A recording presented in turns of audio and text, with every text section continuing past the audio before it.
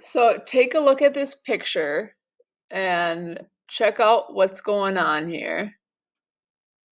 This is a funeral, and the funeral is in 1963. So 1956, there was supposed to be an election to reunify Vietnam. Well, Diem was going to lose the election where Vietnam was going to become communist. So what he did is he just canceled the election. Yep, like he had the freedom to do that. And then the president of the United States was Eisenhower. Eisenhower decided to increase advisors to South Vietnam. So we're going to try to help South Vietnam kind of get control because what's starting to pop up are these people called Viet Cong. So these Viet Minh rebels who want to be communist or want the country to be communist. And they start to assassinate many South Vietnamese leaders. They take control of the countryside. And so you have basically a stronghold in South Vietnam of these North Vietnamese rebels. Well, then JFK becomes president, and Kennedy is going to increase and have more military like advisors to try to stop these Viet Cong. But he was always like very ambiguous about his intentions with Vietnam.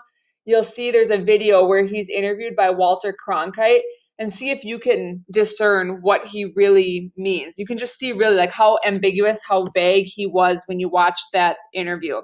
Very, very mixed messages. So, November 1963, Kennedy's still president at this time. Ambassador Henry Cabot Lodge had been in Vietnam, and he learned that there were actually some South Vietnamese leaders that were plotting to overthrow their president, to overthrow Diem. Well, in 1963, Diem and his brother are going to be captured and killed by South Vietnamese soldiers, so like his own soldiers. Well, the truth is the CIA in America actually helped overthrow and assassinate Diem.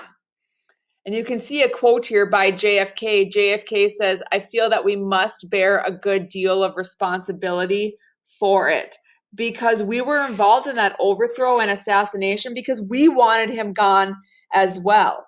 He was cruel to his people. He didn't represent the democracy that we wanted."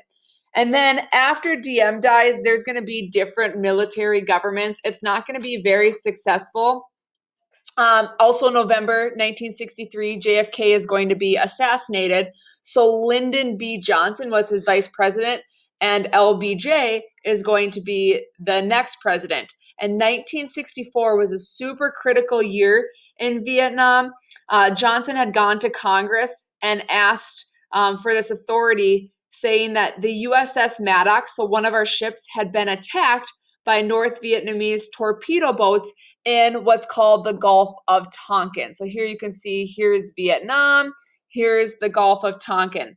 And LBJ had claimed that the attack was totally unprovoked, but really, the Maddox had been on a spying mission, and the Maddox was actually the one to fire first. Doesn't matter. I guess Congress didn't know the truth, whatever. Anyway, Congress passes in 1964 what's called the Gulf of Tonkin Resolution. So it's going to give President Johnson the ability to totally increase U.S. presence in Vietnam and other parts of Southeast Asia because he wanted, and we, the U.S., wanted to appear really tough on communism. And LBJ was going to be up for election, so he wants to start to bomb enemy targets within North and South Vietnam. So he wants to go after the communist military, the North Vietnamese, and these guerrilla fighters, the Viet Cong, that are also spread throughout South Vietnam. And he's going to unleash what's called Operation Rolling Thunder.